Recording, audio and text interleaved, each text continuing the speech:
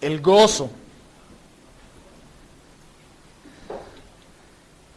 Es el curso que hemos estado viendo por varias semanas ya estamos culminando. Y el tema que me corresponde hoy es regocijaos en el Señor siempre. Texto que se encuentra en la carta del apóstol Pablo a los Filipenses, y estudiando sobre este pasaje me encontré con un material de un siervo del Señor que era para mí imposible no tomar diferentes porciones de allí para compartirlas con ustedes en esta noche. Y quiero ver cómo hay tres cosas, incluyendo el gozo, cómo entre ellas se toman de la mano y cómo tienen una relación tan estrecha entre sí. Y esas son el gozo, la bondad y la gratitud. Y estos tres aspectos están en el pasaje que vamos a leer y a estudiar en esta noche. Y quiero ver cómo se relacionan con el tema que estamos hablando sobre el gozo. Y vayamos a Filipenses capítulo 4 específicamente. Allí nos vamos a centrar, allí nos vamos a quedar. Vamos a leer Filipenses 4, vamos a leer del versículo 1 al verso 7.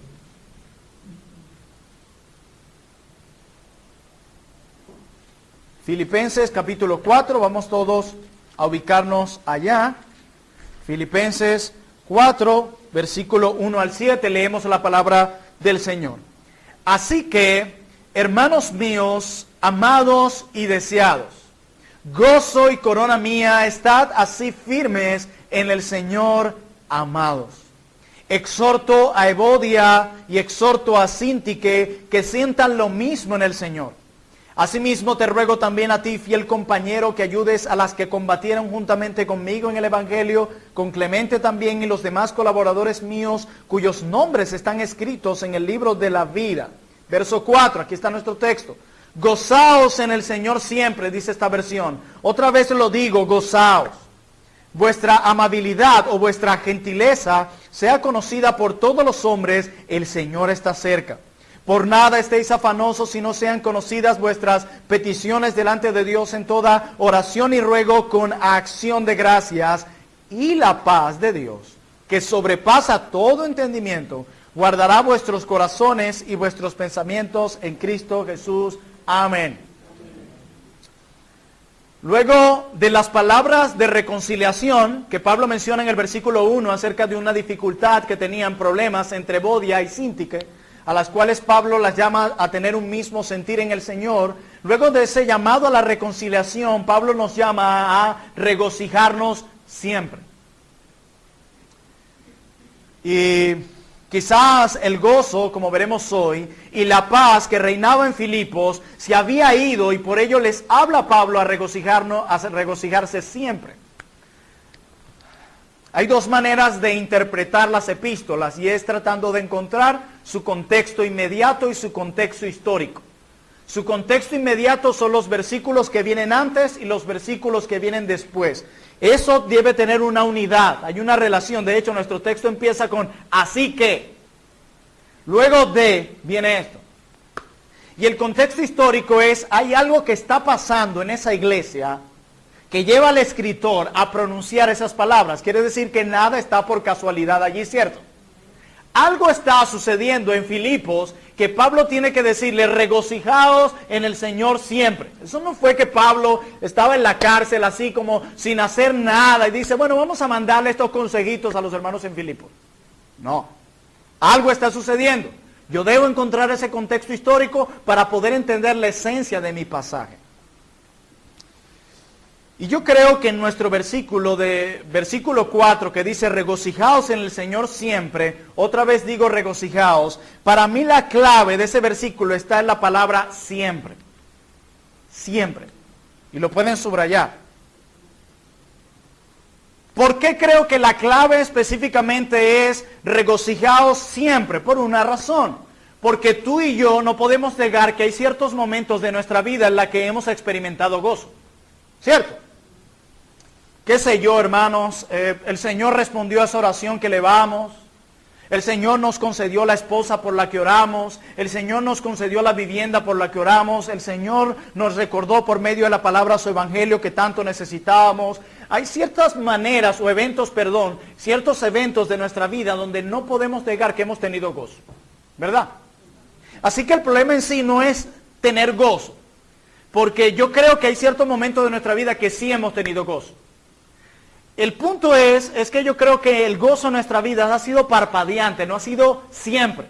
Es por eso que creo que el mandato aquí es, o la clave es, siempre.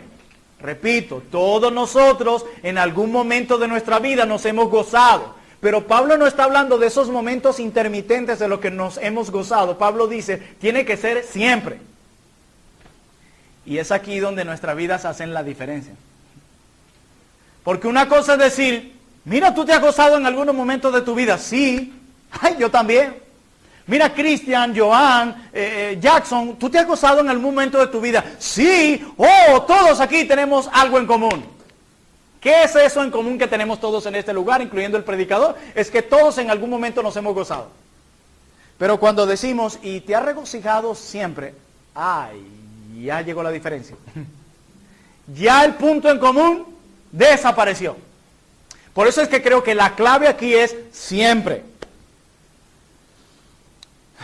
Pero este regocijo del cual Pablo habla acá, no puede ser afectado por las circunstancias cotidianas. No puede. ¿Escucharon eso? Este gozo del cual habla Pablo aquí, que estamos compartiendo en nuestra clase de esta noche, no puede ser afectado por las circunstancias cotidianas. Este gozo es siempre. Si quiero decir que este gozo es siempre, es que este gozo no puede ser afectado por lo que sucede. Hay algo con él. Por ello se le llama regocijarnos siempre. Hay 3 virtudes para la vida cristiana que vemos en este pasaje, que vamos a ver cómo se relacionan con el gozo, y es el gozo, la bondad y la gratitud. Y hoy veremos la estrecha relación que existe entre ellos 3. Vamos a comenzar por el gozo. Filipenses 4:4, gozaos en el Señor. Pastor, ¿cuántas clases ya van del gozo? ¿Cómo cuántas van, Rubén? Como 5. Está la quinta. Pastor, otra vez hablar del gozo. Yo le voy a decir como Pablo, otra vez digo, regocijaos. Otra vez. Necesitamos recordarlo. Y hay algo interesante porque decía alguien que cuando Pablo escribió esto, Pablo no estaba en la playa tomándose una piña colada. Bueno, no tengo nada que hacer, vamos a animar a los hermanos en Filipos. Regocijaos en el Señor siempre. No, él estaba en prisión, en un hueco, en un calabozo. Las prisiones de aquellos tiempos no tienen nada que ver con las prisiones de hoy. Derechos humanos no existía. En un hoyo, sin luz, y allí tenía que defecar y hacer sus necesidades. Imagínate los olores allí, atrapado en esa oscuridad, con poco espacio. Y es allí precisamente, no en la playa tomando piña colada, que Pablo dice, regocijaos en el Señor siempre. Oh, nosotros pensaríamos, si este hombre lo dice del otro lado del cielo, está bien, si está en el cielo, que diga regocijado en el Señor siempre está bien. Pero no, él está de este lado de la tierra, en este mundo caído y en una prisión, limitado completamente de privilegios. Con menos de los privilegios que tú tienes. Y él dice ahí, regocijaos en el Señor siempre. Otra vez digo, regocijaos. Increíble. Contexto histórico. ¿Qué está pasando allí que lleva a Pablo a decir estas cosas? ¿Será que en la iglesia en Filipos todo estaba marchando en paz? Yo estoy seguro que no. Y voy a tomar solamente unos versículos por tiempo para probarles qué era lo que estaba pasando a nivel de contexto histórico que llevó a Pablo a decir estas palabras. Vayamos al capítulo 1, versículo 7 de Filipenses, de la carta a los Filipenses. Filipenses 1, 17. ¿Estamos allí? Vamos a leer desde el 15.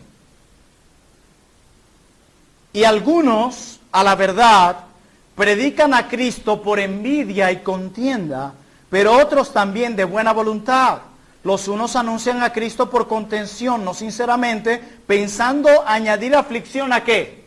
A mis prisiones. Lo están haciendo para causar mal a Pablo.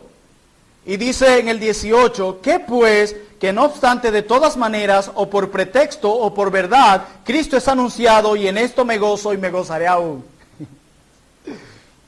Tenemos ahí, problema número uno, personas proclamando a Cristo por ambición personal, pensando traer angustia a las prisiones de Pablo.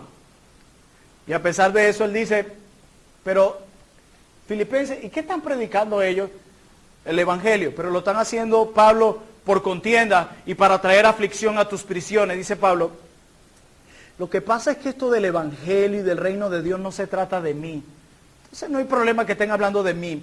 Yo no me voy a angustiar con esas cosas. ¿Están predicando el Evangelio? Sí. Bueno, no hay problema.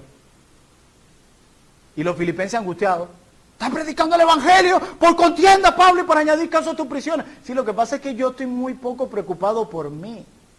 A mí no me importa mi reputación, a mí me importa quién es Cristo. Primer problema. Problema número 2, capítulo 2, versículo 21.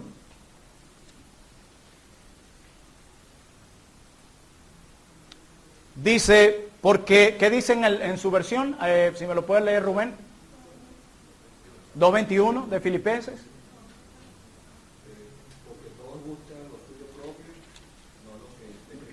Tenemos en medio de ellos personas que están buscando sus propios intereses.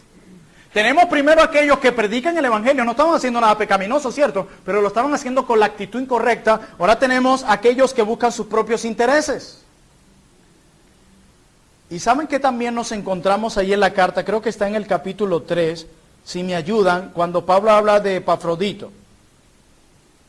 Que no lo tengo aquí. El 25 de capítulo 2.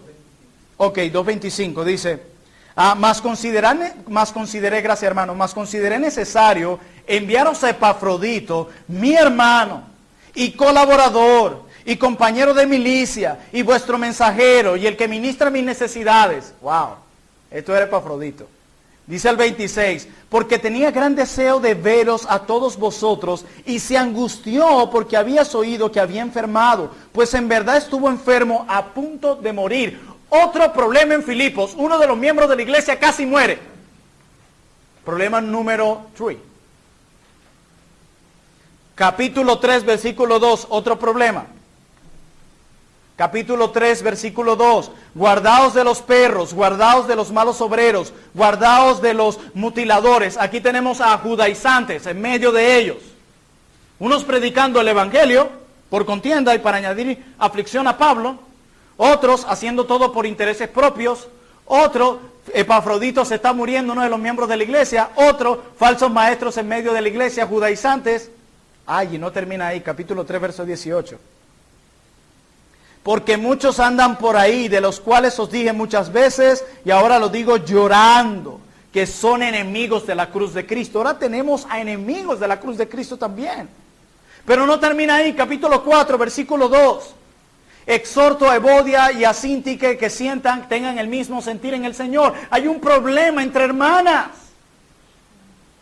Y es así como llegamos al versículo 4, regocijaos en el Señor siempre. Otra vez digo, regocijaos. Es en ese contexto que está esa frase.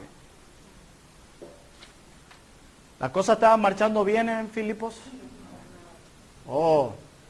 Y Pablo nos dice, todo el que pueda agarre su maleta y huye de este conflicto. No, Él les quiere llamar a la unidad, al amor, a la humillación de Cristo, a regocijarse en lo que están viviendo, porque Dios pudo haber evitado lo que estaba pasando en Filipos y Dios no lo evitó. O sea que aquí está la mano soberana y paternal de Dios. Es increíble lo que vemos aquí. Y es en ese contexto que Pablo los llama a regocijarse. Lo más posible era que el gozo en ellos había menguado. Y Pablo les dice, hagan esto siempre. Aun si Epafrodito está enfermo, aun si hay conflictos entre hermanos en la iglesia, aun si se están introduciendo falsos maestros, aun si muchos están predicando por contienda, y no obstante eso, aunque el líder de ustedes esté preso, como lo estaba él, regocijaos en el Señor siempre, siempre, siempre. Otra vez digo, regocijaos. Vamos a ver el verso 5 ahora y luego seguimos desarrollando la idea de Filipenses 4. Miren la parte final del versículo 5. El Señor está cerca. ¿Qué tiene que ver esta escatología aquí con lo que está pasando? El Señor está cerca. Es como si Pablo les estuviera diciendo, ustedes deben regocijarse aún más porque su ciudadanía está en el cielo. El Señor vendrá por ustedes. Ustedes no pertenecen aquí, ustedes no son de acá. Tienen muchas razones para regocijarse porque el dolor que están viviendo y las aflicciones como iglesia local son temporales, tienen un tiempo límite. La aflicción que tú y yo vivimos en este mundo un día terminarán, eso sí está clarito. Para el incrédulo comenzarán y peor, pero para nosotros terminarán. Esto tiene un límite. Ustedes no han visto como aquellos que se han sometido a algún tratamiento médico alguna vez. Yo no sé ustedes, pero yo aborrezco las inyectadoras.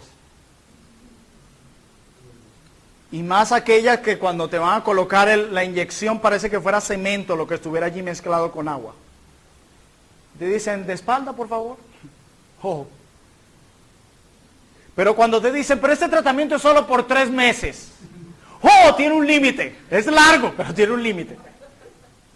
Y tú estás anhelando, ¿cierto? Que llegue ese límite. Y en parte tú estás tranquilo. Dices, mira, pero te dolió. Sí, lo bueno es que esto va a terminar en 3 meses. Y el saber que eso tiene un límite lleva a regocijarse a uno en las circunstancias. Pues hermanos míos, el dolor, la aflicción, los problemas en este mundo tienen un límite. ¿Y saben por qué? Porque el Señor está cerca. Hermanos, tú no puedes comparar el sufrimiento de hoy con aquello que Dios te ha prometido sobre el mañana. No se puede comparar. De hecho, para mí sería como inclusive una estupidez comparar el sufrimiento que estamos viviendo ahorita con la gloria que ha de venir. Tú dices, ¿y tú puedes comparar algo tan hermoso con algo tan insignificante? Acompáñenme a la segunda carta de Pablo a los Corintios sin perder de vista Filipenses 4. Segunda carta de Pablo a los Corintios. Segunda carta de Pablo a los Corintios. Vamos a ubicarnos en el capítulo 4.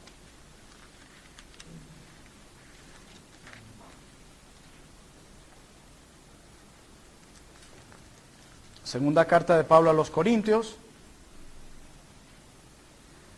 capítulo 4, versículos 16 al 18. Amén.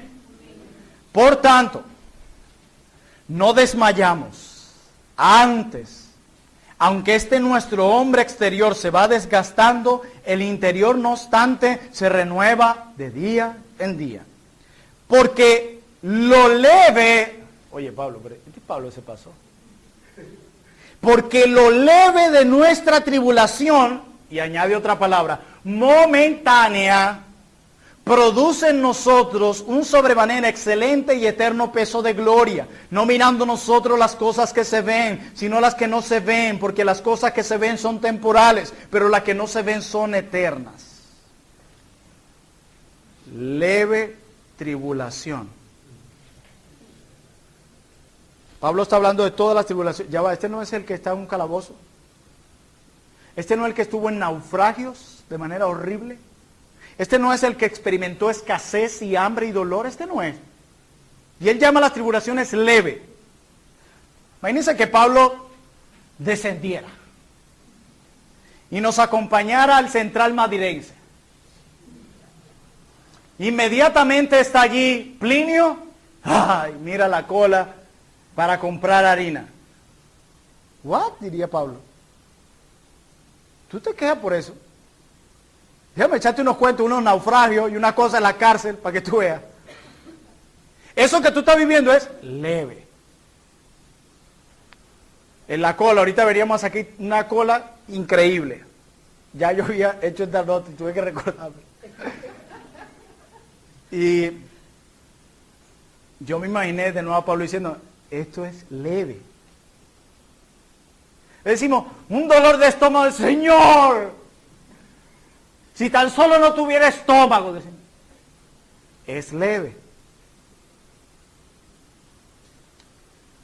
Decía uno de los profesores en el entrenamiento que recibí hace unos días, hablando de cómo aconsejar a personas que luchan, que han sido diagnosticadas con una enfermedad médica. Decía que una de las cosas que le debemos enseñar a esas personas es que Dios siempre usa un vehículo para llevarnos al cielo. Por ejemplo, ¿qué yo necesito para venir de mi casa hasta acá? ¿Un autobús o un carro? Ese es el instrumento adecuado para llegar acá.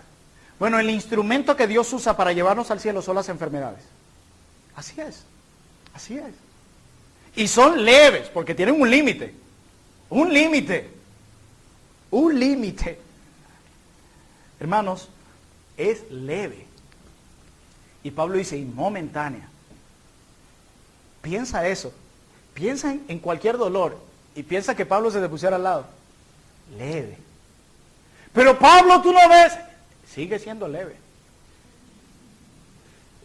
39 azotes fue a Pablo. ¿A alguno aquí le han dado por lo menos 2?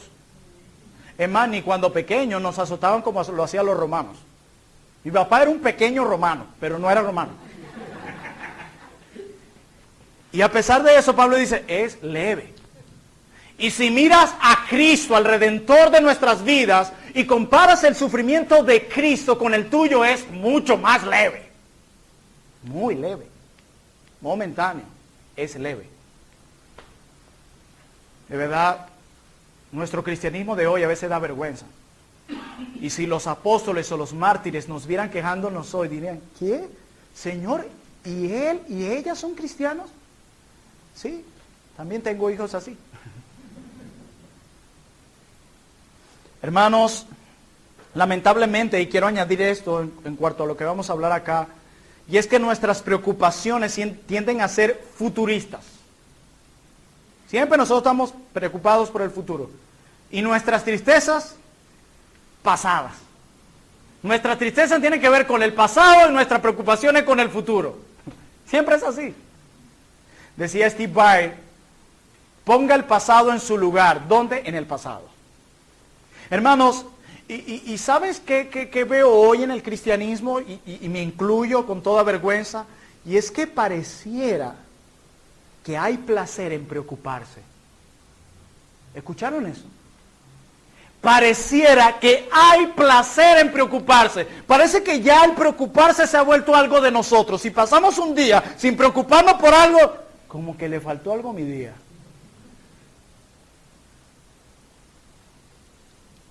Y eso es triste. Muy triste. Porque muchas veces incluimos, y escuche bien lo que voy a decir, el pecado de la preocupación en la categoría de pecados aceptables. Bueno, el Señor me tiene que entender, estamos en crisis, el dólar sube todos los días, están escasos los productos. Yo no creo que Dios me vaya a señalar por eso. Yo tengo una excusa delante de Dios. Nada excusa el miedo ni la preocupación pecaminosa. Nada. Nada. Pero es que tiene mi preocupación, es que tengo que alimentar a mi hijo. Bueno, las aves del cielo no trabajan ni hilan y vuestro Padre las alimenta. Tranquilo. El Señor ni siquiera aceptó esa excusa de los discípulos cuando estaba en tremenda tormenta en una barca pequeñita.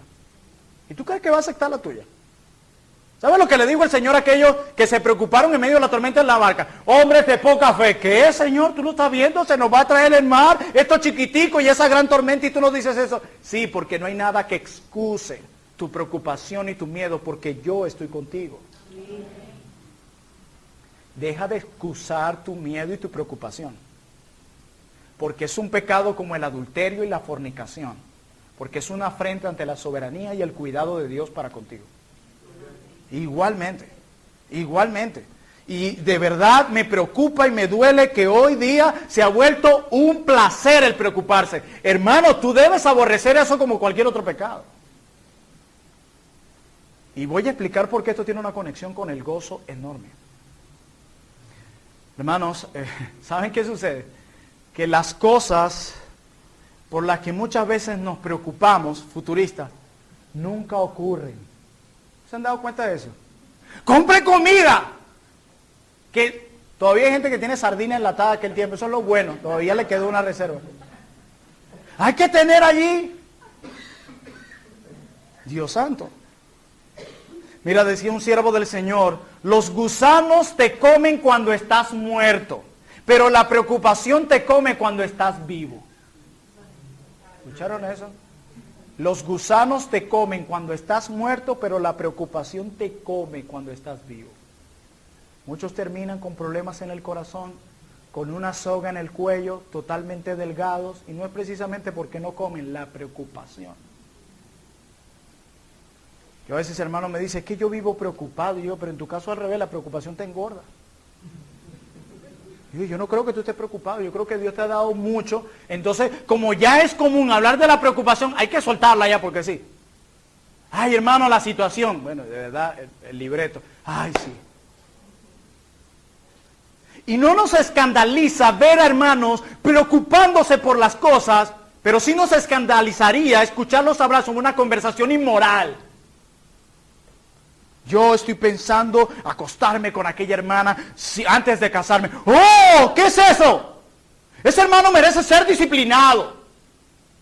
Pero no nos escandalizamos cuando hermanos pecan con la preocupación. Cuando los vemos llenos de ansiedad y depresión, no hay. Actuamos como la psicología, echarle la culpa a todo menos al corazón. Qué triste.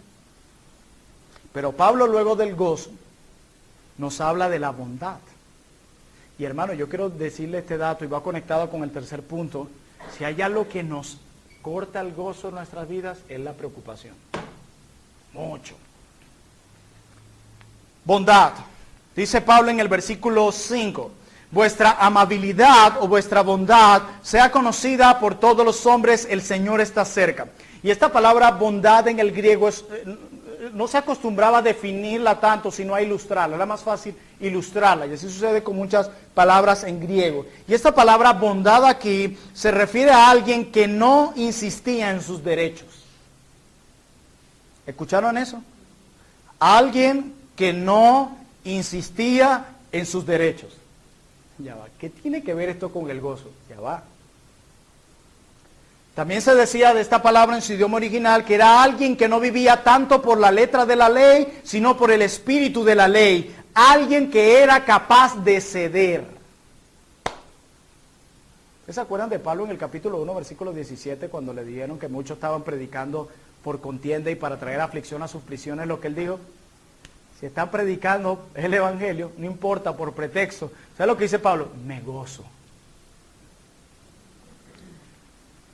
Hermanos, el no insistir en mis derechos me ayudará en mi experiencia de gozo.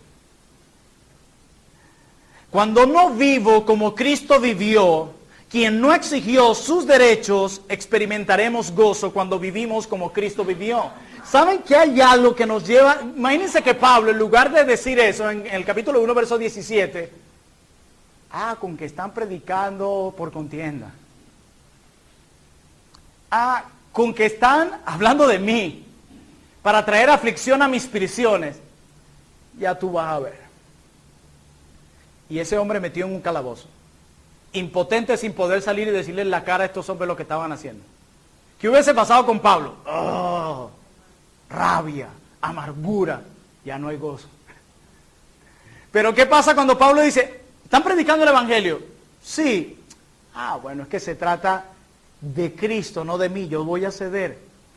Inmediatamente él puede decir al final, me gozo. Me gozo. ¿Ustedes han visto cuando alguien nos dice algo o nos quitan algo porque no pudimos ceder? Estamos frustrados todo el tiempo y amargados. Nos quita el gozo. Mira, si hay algo que yo creo que tenemos que aprender nosotros es bondad, ceder nuestros derechos. Nosotros constantemente queremos que nos reconozcan nuestros derechos en un lugar donde no pertenecemos. Nosotros somos ciudadanos del reino celestial, ¿cierto? Y nosotros vivimos queriendo que aquí se nos den nuestros derechos. Eso es como que nosotros fuésemos a la China, decía alguien, y estuviéramos rabiosos porque no se nos dan los mismos derechos que se le dan a los chinos. Ya va, pero tú no eres chino. No te corresponden esos derechos a ti. ¿Para qué lo estás buscando? Yo no soy ciudadano de este mundo, yo estoy de pasada. de pasada. Yo no puedo esperar que este mundo se vaya a congraciar con un hijo de Dios. La Biblia dice que más bien me van a aborrecer. No sé de dónde sacamos esa idea de que el mundo tiene que... Oh, no, dice que me van a aborrecer. Vayamos a Mateo 11:29 sin perder de vista Filipenses 4. Mateo 11:29.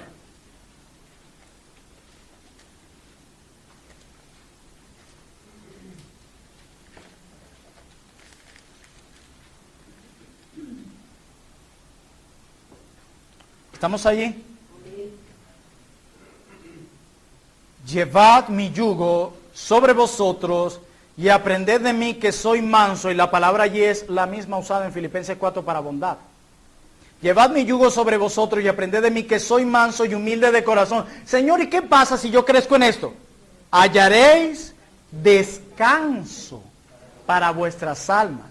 ¿Se dan cuenta cómo esta virtud de la bondad me lleva a vivir una vida de gozo?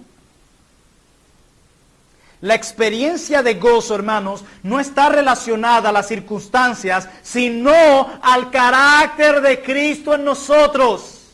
Santidad. La persona que vive más gozosa es esa persona que vive para agradar a Dios. Si no, pregúntaselo a David, quien peca en un momento y tiene que decirle al Señor en el Salmo 51, devuélveme el gozo de la salvación. El pecado es el principal asesino de gozo. O sea que mi gozo no está relacionado con las circunstancias, sino con el carácter de Cristo en mí. Una persona que se parece más a Cristo es una persona que vivirá más gozosa, porque Él dice, el que es humilde de corazón y manso como yo, Cristo es el ejemplo, hallará descanso a su alma. Descanso. Y tú y yo necesitamos mucho descanso para nuestras almas. Y Cristo nos dice cómo obtenerlo. La bondad nunca pierde su gozo. Hermanos, mire lo que dice el verso 6. Por nada estéis afanosos. Y esa palabra, nada, yo sé que muchas veces, como dicen en Santo Domingo, relajamos con esa cuando decimos, ¿saben lo que significa nada en hebreo? Nada. Saben que muchas veces hacemos eso, pero hermano, aquí nada, es una palabra que en griego da la connotación de un absolutismo. Nada. Y decía alguien, la ansiedad es ateísmo práctico. ¿Escucharon eso? La ansiedad es ateísmo práctico, aunque la psicología barata diga otra cosa. Es ateísmo práctico. ¿Por qué? Yo te voy a dar 3 razones que exponía un siervo del Señor. Razón número 1, ¿por qué la ansiedad es un ateísmo práctico? 1, porque pone en duda que Dios existe. Eso en primer lugar. Mi afán y mi preocupación por el futuro pone en duda de que hay un Dios soberano que existe. Es como si todo dependiera de mí, como si mi preocupación va a solucionar las cosas. ¿No dicen los evangelios, quién que por más que se afane añadirá un codo más a su estatura? A mí me llama la atención cómo Cristo nos hace ver nuestra propia estupidez de una manera amorosa. Y en segundo lugar, la ansiedad es ateísmo práctico porque pone en duda que Dios está en control de las circunstancias. Hermanos míos, ¿pudo Dios evitar que Epafrodito casi muriera? O que enfermara. ¿Pudo Dios evitarlo? No lo evitó. Y Dios está en control de eso, Él lo permitió, Él es soberano. ¿Pudo Dios evitar que nosotros, iglesia en Venezuela, estuviésemos pasando por lo que estamos pasando? ¿Pudo Dios evitarlo? No lo evitó. Él está en control de lo que está haciendo. Dios tiene un propósito en nuestra vida y Él quiere que seamos como Cristo. Y hermano, bueno, me voy para la China, allá la cosa está muy bien económicamente, muy bien, bueno, voy a usar otra herramienta, pero de que te santifico, te santifico. No vas a escapar de la santificación progresiva, nunca.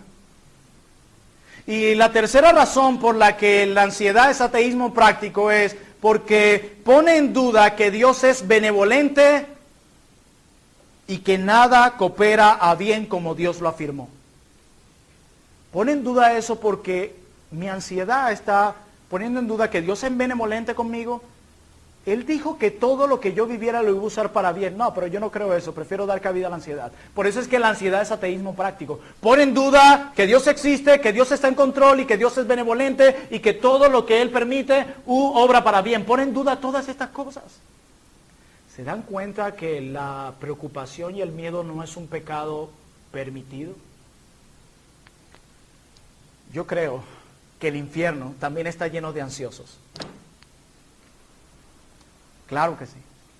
La preocupación y la ansiedad es una afrenta a Dios. De hecho, en los evangelios, cuando Cristo está hablando de que los suyos se preocupaban por comida y bebida, las cosas básicas, necesarias, indispensables, como la medicina, Cristo les dice, ¡hey! ¿No sabéis lo que vuestro Dios es capaz de hacer? ¡Hey! ¿No saben que vuestro Dios cuida de vosotros y sabe lo que tienen necesidad? Ustedes son hombres de poca fe. Cristo no los alaba, los reprende por su preocupación. Por comida y vestido, básico. Por eso es un pecado horrendo como la fornicación y el adulterio. Porque nada más y nada menos pone en duda que Dios existe, que Él es soberano y que todo Él lo usa bien. Verso 6 de nuevo de Filipenses 4. Por nada estéis afanosos y no sean conocidas vuestras peticiones delante de Dios en toda oración y ruego con acción de gracias. Hermanos, la idea aquí de la conexión entre la palabra por nada y si no sean conocidas, este tipo de actitudes, nos está indicando que este es el estilo de vida que debe caracterizar a un cristiano. Alguien que por nada se afana y si viene una circunstancia a su vida, inmediatamente trae súplicas y acción de gracias al Señor. Eso es lo que debe caracterizar a un cristiano. Una vez se lo decía un predicador, y creo que una vez se los coloqué como ejemplo. Ustedes han visto esos niños que tienen como mucha fuerza. Y usted tiene un mueble en su casa y los tira. Y vuelven ellos y se lanzan. Y bueno, usted vuelve y los tira. Y vuelven ellos y se lanzan. Usted vuelve y los tira. Bueno, así es. Yo he entregado mis cargas al Señor. Y si vuelven bien, las vuelvo se entrego al Señor. Yo no tengo nada que hacer con eso. Porque yo no puedo solucionar eso. Él sí. ¿Quién puede, por más que se afane, añadir un codo a su estatura? Nadie. Lo más que puede pasar si usted vive afanándose de esa manera es la muerte, más nada, o una enfermedad, o una ACV, o cosas como esa. Pero soluciones no ha habido nadie. Estoy diciendo yo que seamos una especie de fatalistas, que digamos, no está pasando nada, no está pasando nada, no está pasando nada, y salgo a trabajar. Mire, hermano, usted no tiene que salir de la casa para darse cuenta que no está pasando nada. Cuando usted abre la arepa y lo que ve es mantequilla, usted dice, sí está pasando algo. Yo no estoy hablando de un fatalismo, dice que todavía mantequilla es un lujo, dice esto. Entonces, Señor, gózate, gente, ya sabe qué súplica tiene que traer el Señor, ¿no? Yo no estoy diciéndole que tapen el sol con un dedo, no, yo no estoy diciendo eso. Yo estoy en contra del fatalismo, incluyendo esa idea fatalista de muchos cristianos. Bueno, ya no hay más nada que hacer, Dios está en control. Eso es fatalismo también. Y suena a piedad. No, hay cosas que hay que hacer y que Dios no las va a hacer por ti.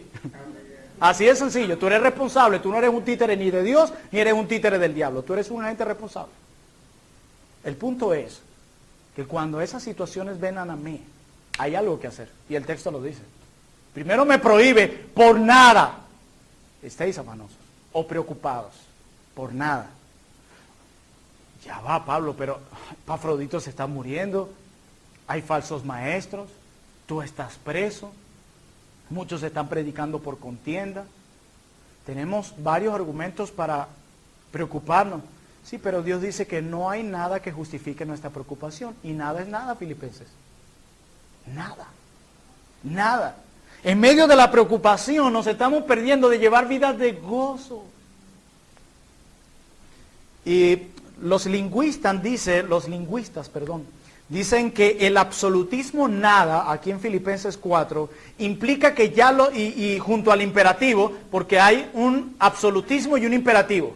Por nada estéis afanosos. Y los lingüistas dicen que esa conexión entre el absolutismo nada y el imperativo aquí implican que ya los filipenses se habían comenzado a preocupar. Ya se habían comenzado a preocupar. ¿Tenían argumentos los filipenses? como los que pueden tener los de trono de gracia o los de Dios pentecostal? Claro que sí. ¿Dios los justifica? No, por nada estéis afanosos. Por nada. Y aun cuando ellos están comenzando a preocuparse, Pablo les dice, no lo hagan. Y él no está en Punta Cana comiendo piña colada, está en la cárcel, en un hueco, apestado, privado de libertad, de la luz del sol, de una buena alimentación. Y él dice, regocíjense. Y el que lo está diciendo, lo ha vivido. Así que yo no puedo decir, es que yo no puedo. Alguien decía que detrás de ese no puedo, que es muy común entre los cristianos hoy, hay un no quiero. Realmente lo que pasa es que tú no quieres, no es que no puedes, no quieres. Dios te ha dado la gracia, las herramientas y a su Espíritu Santo para que puedas cumplir lo que Él te encomendó. Pastor, ¿puede probar eso bíblicamente? Sí, yo te voy a probar que Dios provee lo que yo requiero. Dios provee lo que yo requiero. Versículo 7. Fíjense ya lo que me dijo el Señor, que traiga mis súplicas con acción de gracias. Mira lo que dice el 7. Aquí está como Dios proveyendo lo que yo requiero. Y la paz de Dios, que sobrepasa todo entendimiento, guardará vuestros corazones y vuestros pensamientos en Cristo Jesús. Por nada estéis afanosos. Entonces luego sean conocidas tus peticiones, estas tráelas con acción de gracias, y ahora aquí está el resultado. La paz de Dios, que sobrepasa todo entendimiento, guardará tus corazones y vuestros pensamientos. Y a mí me late que la razón por la que nuestros corazones y pensamientos no han sido guardados es porque no hemos hecho lo del verso 6. Traer nuestras peticiones con súplica y acción de gracias al Señor. Ahí está el problema de tu afán. Ahí está.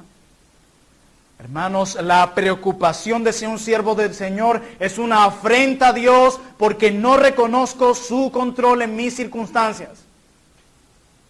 Y tú y yo sabemos que las circunstancias cada rato se nos sale de control. ¿Y saben qué es lo que nos encanta a nosotros? Tener siempre el control.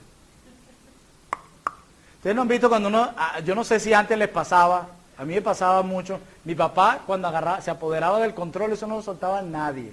Y se lo ponía aquí en el pecho.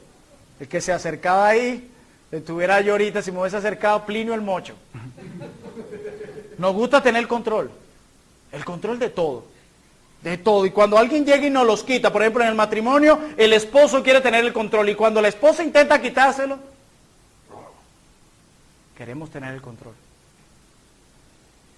¿Y saben por qué nosotros luchamos tanto con reconocer la soberanía de Dios en nuestra vida?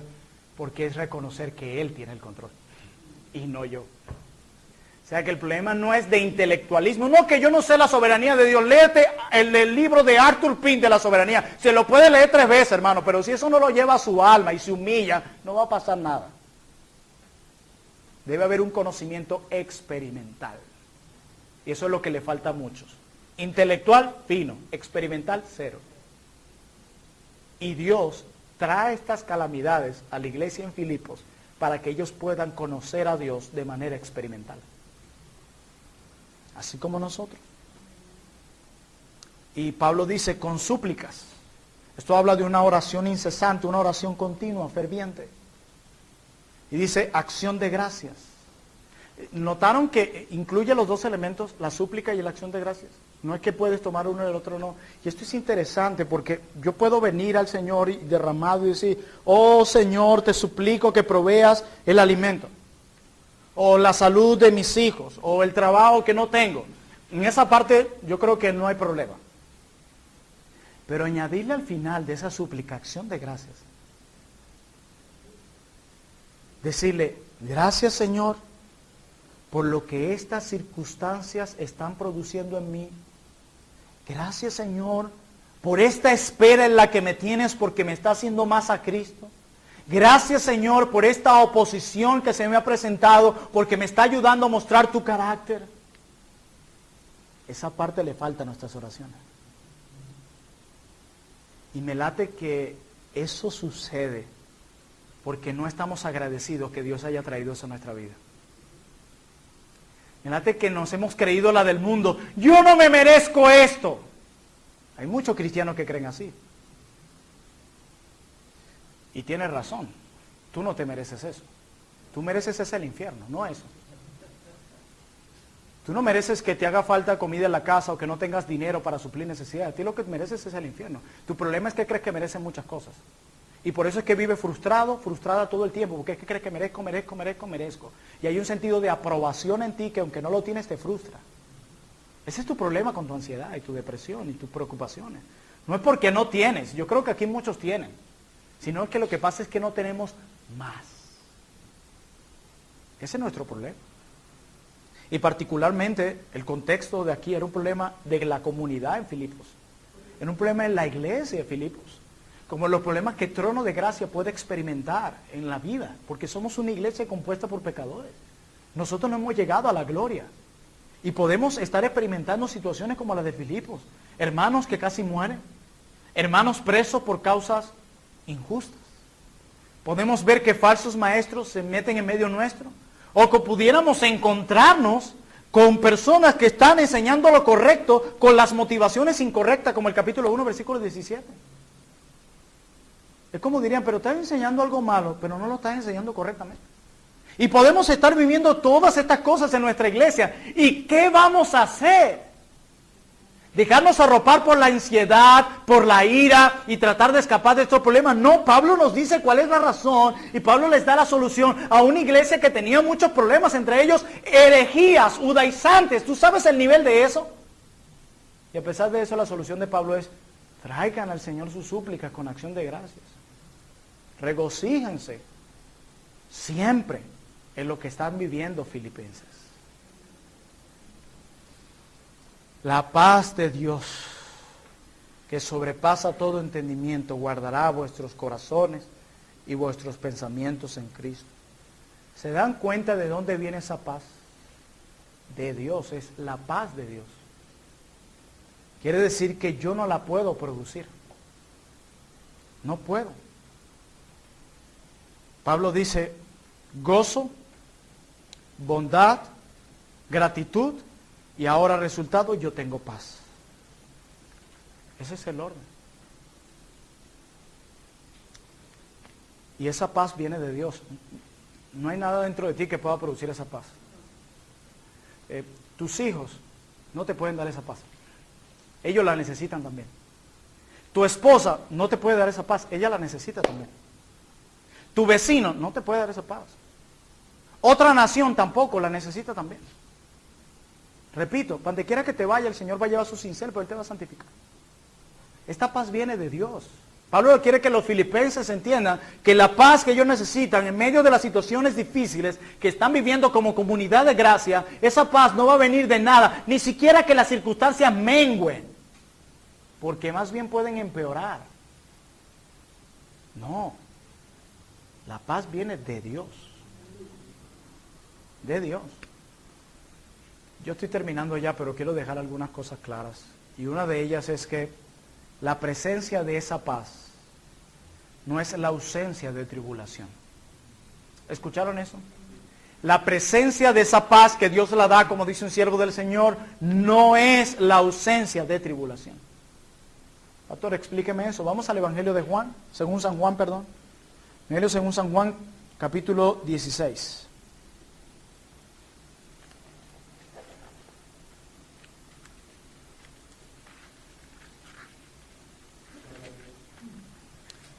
Amén. Evangelio según San Juan, capítulo 16, versículo 33. Juan 16, 33. Amén. Amén. Hablando Jesucristo. Estas cosas os he hablado para que ¿en quién? En mí tengáis paz. ¿De dónde dice Pablo que viene la paz? De Dios. En el mundo tendréis aflicción. ¿Se dan cuenta que la presencia de esa paz no es la ausencia de tribulación? ¿Ven la conexión? Para que en mí tengáis paz, pero en el mundo tendréis aflicción. Y aquí viene la diferencia. Pero, aquí hay un pero interesante, pero, que en el mundo vas a tener tribulación. No en Venezuela, en el mundo, dice. En el mundo, ¿escucharon eso? En el mundo. En el mundo, dice, pero confiad. Yo, no tú. Tú no eres ningún guerrero, como dicen muchos predicadores por ahí, no. Dice Cristo, yo he vencido al mundo. Por eso podemos confiar, aún en medio de la tribulación, y poder experimentar esa paz. Por eso. Depende de Él. ¿Saben qué es lo que hace esa paz, según Pablo? Guarda mis pensamientos y mi corazón. Y si ustedes ven en la Biblia, casi siempre el corazón siempre está asociado con la mente.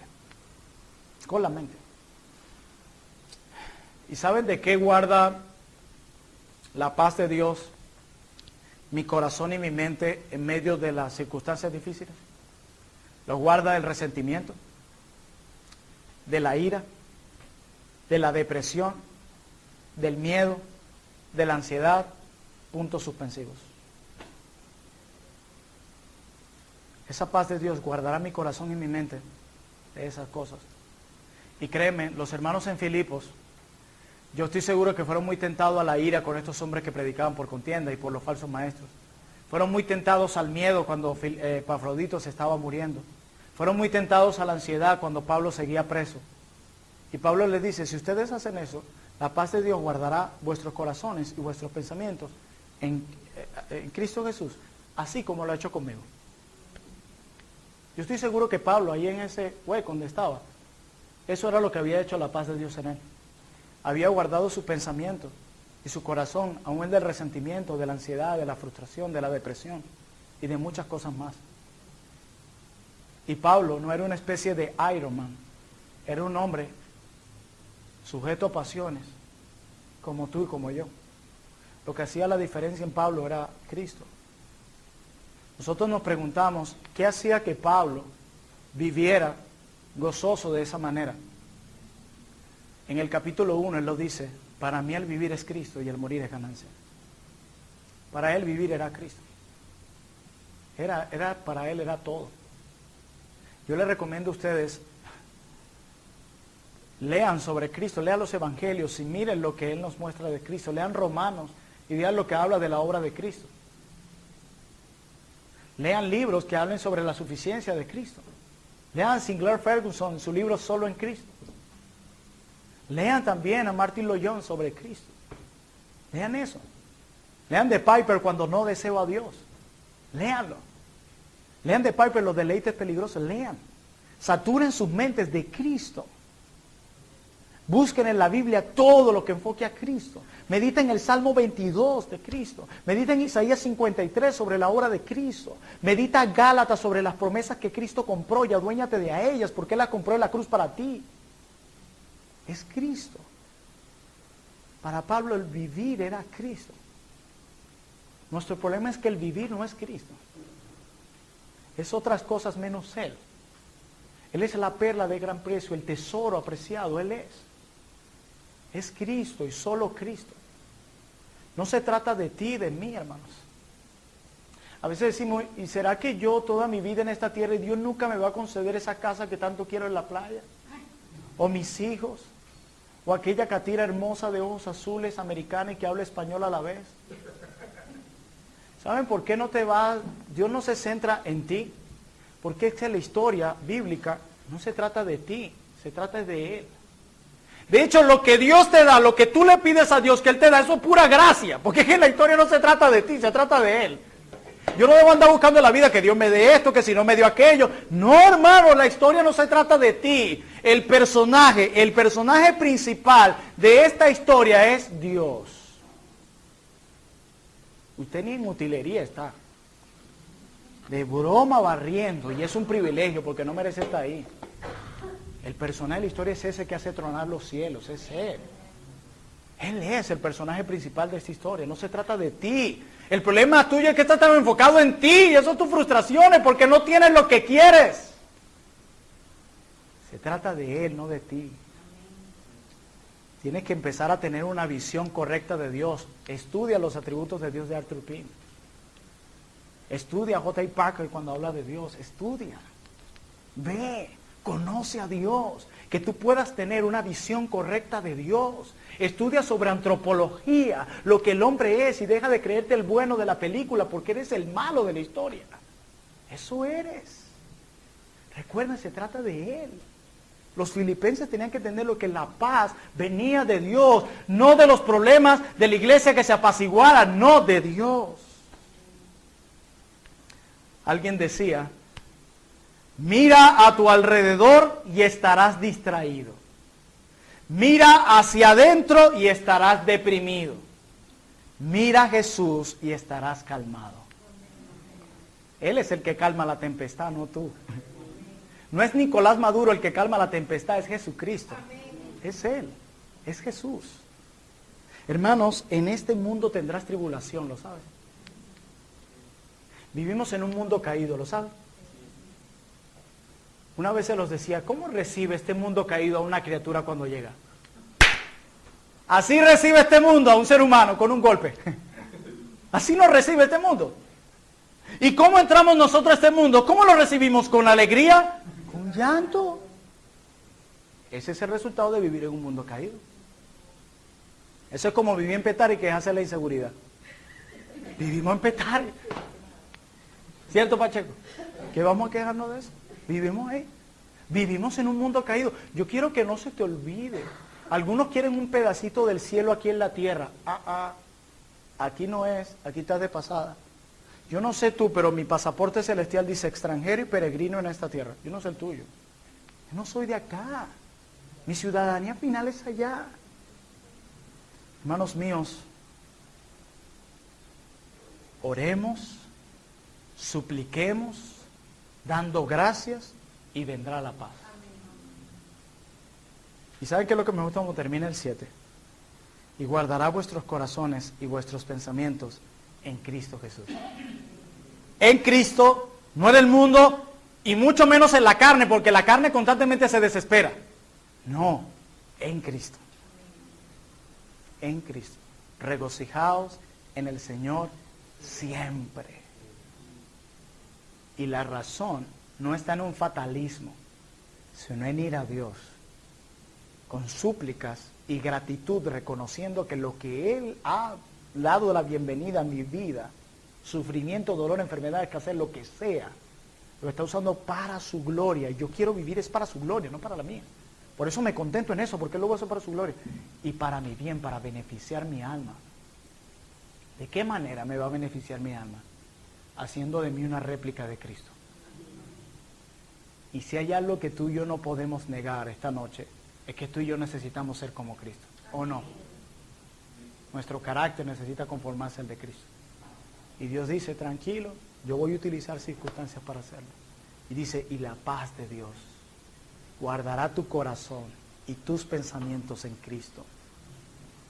Así que no vean como un placer el preocuparse. Véanlo como lo que es, un pecado terrible que niega la existencia de Dios, su cuidado y su control sobre todas las cosas. Hermanos míos, nuestros hermanos en Filipos tuvieron circunstancias difíciles como iglesia. Nosotros experimentaremos situaciones difíciles como iglesia. No se sorprendan cuando experimentemos situaciones difíciles. La pregunta es, ¿qué vamos a hacer? La manera como reaccionemos en medio de una circunstancia difícil de nuestra iglesia va a decir mucho de nuestro carácter, si es más parecido a Cristo o a Satanás. ¿A quién te quieres parecer? Cómo reaccionemos. El punto no es cómo vemos las cosas, cómo reaccionemos en cualquier circunstancia va a decir mucho. Y los filipenses estaban comenzando a preocupar. Y Pablo les dice, no lo hagan. Hay un absolutismo, por nada estén afanosos. Por una razón, porque Dios les ha concedido la entrada al trono de la gracia para que vengan con esas súplicas y acciones de gracia, y Él va a proveer lo que ustedes necesitan, paz. Y esa paz guardará tu corazón y tu mente. Y créeme, nuestros corazones y mente necesitan ser guardados. Que el Señor nos ayude a abundar en gozo, a aplicar estas verdades y a experimentar tiempos de paz mientras el Señor venga por nosotros. Oremos.